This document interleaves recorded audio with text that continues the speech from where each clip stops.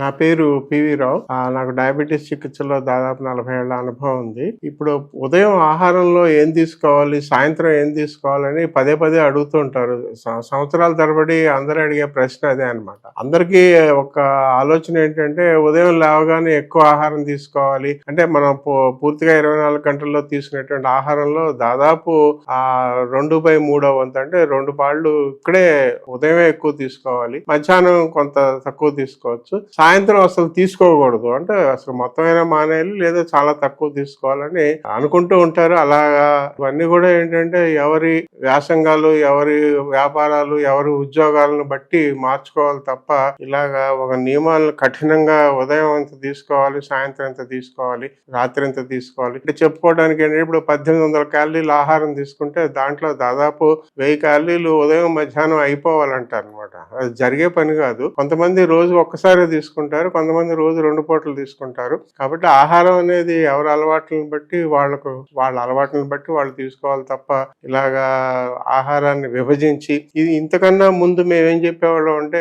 Breakfast, lunch, dinner, మధ్యలో మరి mid morning snacks, మళ్ళీ మధ్యాహ్నం మిడ్ ఈవినింగ్, మళ్ళీ నైట్ భోజనం అంటే రోజుకి 6-7 సార్లు ఆహారం తీసుకోవాలని చెప్పేవాళ్ళం. మేమే చెప్పేవాళ్ళం. డయాబెటీస్ ఉన్న వాళ్ళు ముఖ్యంగా 3 గంటల కన్నా ఎక్కువసేపు మీరు ఆహారం తీసుకోకుండా ఉండకూడదండి. అలా ఉన్నట్లయితే ఎసిడోసిస్ అనే వ్యాధి వస్తుందని చెప్పేవాళ్ళం. మేమే చెప్పేవాళ్ళం. కానీ వాళ్ళ అంత తేలిగ్గా అటువంటి యాసిడ్ అయాన్స్ ఎక్కువ అవుతాయి అంటే ఇన్సులిన్ తీసుకునే వాళ్ళు అయితే కొంతవరకు ఇలా చేయటం నిజమే. కానీ ఇన్సులిన్ కాకుండా టాబ్లెట్లు తీసుకునే వాళ్ళు లేదా ఈ మధ్య కాలంలో గత 5-10 సంవత్సరాల లోపే డయాబెటీస్ వచ్చిన వాళ్ళు అంత కఠినమైనటువంటి నియమాలు పాటించాల్సిన అవసరం లేదు. వాళ్ళకి అలవాటైన పద్ధతిలో రోజుకు ఒకసారి తింటారా, 2 సార్లు తింటారా, 3 సార్లు తింటారా, ఏ టైంలో తింటారు వాళ్ళ ఇష్టం. కానీ ఈ కఠినమైన నియమాలు, సమయాలు పాటించాల్సిన అవసరం లేదు. ఏదేమైనా కూడా టైం రెస్ట్రిక్టెడ్ డైట్ అనేది మాత్రం పాటించాలి. అంటే ఏంటంటే ఉదయం సూర్యోదయం తర్వాతే తీసుకోవాలి, అంటే రాత్రిపూట ఏం తీసుకోకూడదు. అలాగే సూర్యాస్తమయానికి ముందే తీసుకోవాలన్నమాట. టైం రెస్ట్రిక్టెడ్ డైట్ అని,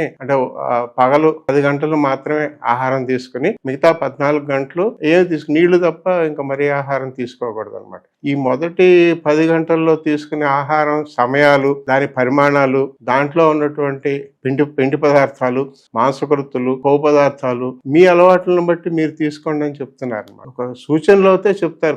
కొన్ని మార్గసూత్రాలు ఏంటంటే తేలిగ్గా జీర్ణమయ్యేటువంటి ఆహార పదార్థాలు తీసుకోవద్దు అంటాం. అలా అన్నంత మాత్రాన మీరు బియ్యం మానేసి ఇప్పుడు గోధుమలు, జొన్నలు, రాగులు, సజ్జలు, తైదులు అలాంటివి తీసుకోవటం, లేదా అరగని పదార్థాలు, పచ్చి కాయగూరలు తీసుకోవటం కొత్తగా అలవాటు చేసుకోవాల్సిన అవసరం లేదు. ఇవన్నీ కూడా ముందుగానే మీరు ఏదైతే అలవాటుగా చేసుకుంటున్నారో అదే తీసుకోవాలి. టైం పాటిస్తే చాలు. దాన్ని పరిమాణాలు ఉదయం ఎంత, మధ్యాహ్నం ఎంత, సాయంత్రం ఎంత అని కూడా మీరేం పెద్ద కఠినమైన నియమాలు పాటించక్కర్లేదు. తర్వాత ఇంకోటి ఏంటంటే కొవ్వు పదార్థాలు తగ్గించుకోవాలి. కొవ్వు పదార్థాలు తగ్గించుకోవాలంటే చాలా తేలిగ్గా మనం చెప్పగలిగే మీరు పాటించేది ఏంటంటే డీప్ ఫ్రై మానేయాలి. ఎంత వీలవుతే అంత. అంటే మనం తీసుకున్నటువంటి వంట పదార్థాలు, కాయగూరల్ని నూనెలో ముంచి వేయించడం తగ్గించుకోవాలి. కొంతలో కొంత, మొత్తం మానేయలేకపోయినా కొంతలో కొంత అనమాట. అంటే వేపుళ్ళు, డీప్ ఫ్రైయింగ్ మానేయాలి. అలాగే రెండోది ఏంటంటే రెండోసారి వేయించకూడదు. ఏదైనా ఒక పదార్థాన్ని నిన్న తయారు చేసుకుని దాన్ని మళ్ళీ వేడి చేసుకుని రెండోసారి తినడం, లేదా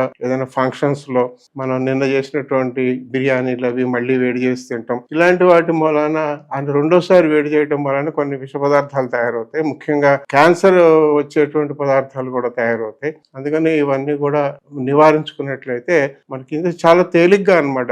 తేలిగ్గా జీర్ణమయ్యే పిండి పదార్థాలు తినకూడదు, కొవ్వు పదార్థాల్లో డీప్ ఫ్రైయింగ్ వద్దు, రెండోసారి వేడి చేయొద్దు. ఇంతే, చాలా తేలిక. ఇక మూడోది ఏంటంటే మాంసకృతులు ఎక్కువ తినాలి. మాంసకృతులు అంటే మాంసం కాదు, పిండి పదార్థాల్లో పిండి పదార్థాలతో పాటు వచ్చే మాంసకృతులు అంటే పప్పు ధాన్యాలు అనమాట. ముఖ్యంగా మన ఆహారంలో, భారతదేశంలోని ఆహారంలో శాకాహారులకి మాంసకృతులు ఎక్కువగా అందవు అనమాట. కాబట్టి కొంతవరకు వీలైనంత వరకు వాళ్ళు ఏదైనా ఈ గింజలు పదార్థాలు ఎక్కువ తీసుకున్నట్లయితే కొంతవరకు మాంసకృతులను పెంచుకోవచ్చు. శాకాహారులకి కొంచెం కష్టమైన విషయమే, కానీ కొంచెం ఆలోచించుకుని అవసరమైతే సలహాలు తీసుకుని మాంసకృతులు పెంచుకోవాలి. పిండి పదార్థం, మాంసకృతులు, కొవ్వు పదార్థాల గురించి చిన్న విషయాలు తెలుసుకున్నట్లయితే మన ఆహారంలోని లోపాలను సరి చేసుకోవచ్చు. ముఖ్యంగా వాళ్ళు చెప్పేది ఏంటంటే టైం రెస్ట్రిక్టెడ్ డైట్ అనమాట. ఉదయం సూర్యోదయానికి తర్వాత, సాయంత్రం సూర్యాస్తమయానికి ముందు, అంతే.